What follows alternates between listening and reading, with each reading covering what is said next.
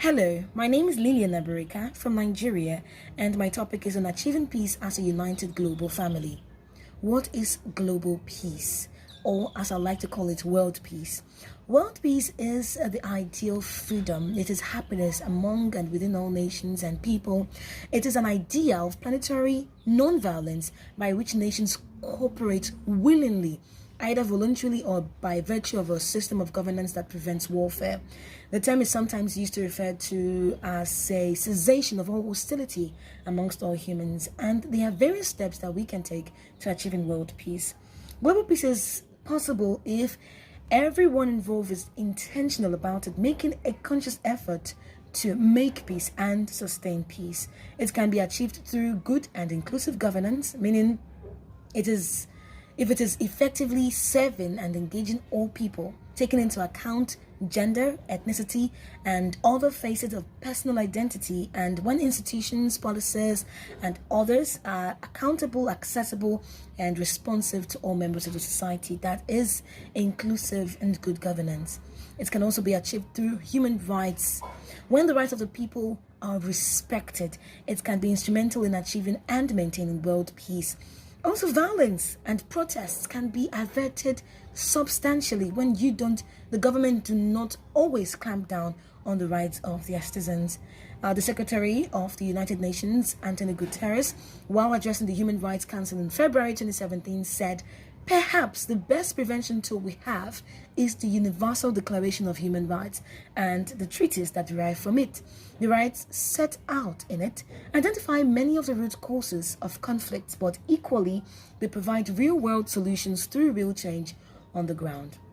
Another one is arms regulation. Now, the issue of indiscriminate availability of small and large arms, it has been posing a serious problem in many countries and societies.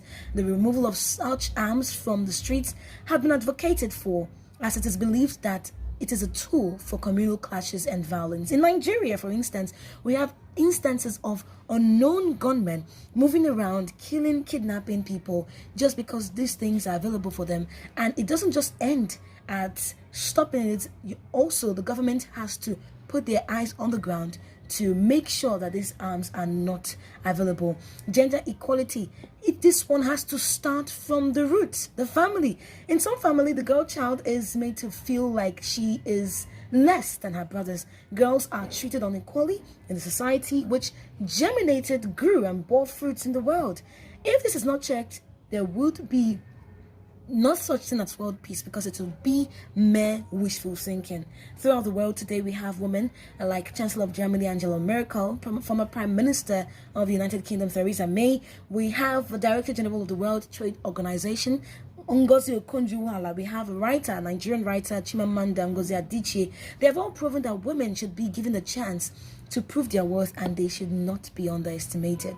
Also, the government has to provide basic amenities. If this is provided, people would not be so agitated to go to the streets to fight and be violent. Increment in the employment rate is another step that should be taken, because studies have shown that the more the people are employed, the lesser the crime. Of course, joblessness is often linked to mayhem and violence, because in many societies, many people, they employ the help of these jobless people to cause mayhem in the society and violence, and this can be clamped down if the government provides adequate job or an enabling environment for businesses to thrive. Looking at Nigeria, the government has placed so many restrictions on so many things, the recent one being a ban on Twitter, stifling the human rights, stifling the freedom of speech, and reducing the rate at which people make their money, because this channel is a means through which people make money online.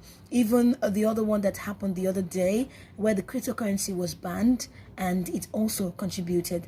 So in this area, I am saying that if this and many more are being put in place and looked into, especially other places like climate change, technology, education, engineering, medicine, diplomacy, these are steps that can be taken to end all forms of fighting and violence and insecurity in the world. And these are steps by which we can achieve global peace. Thank you.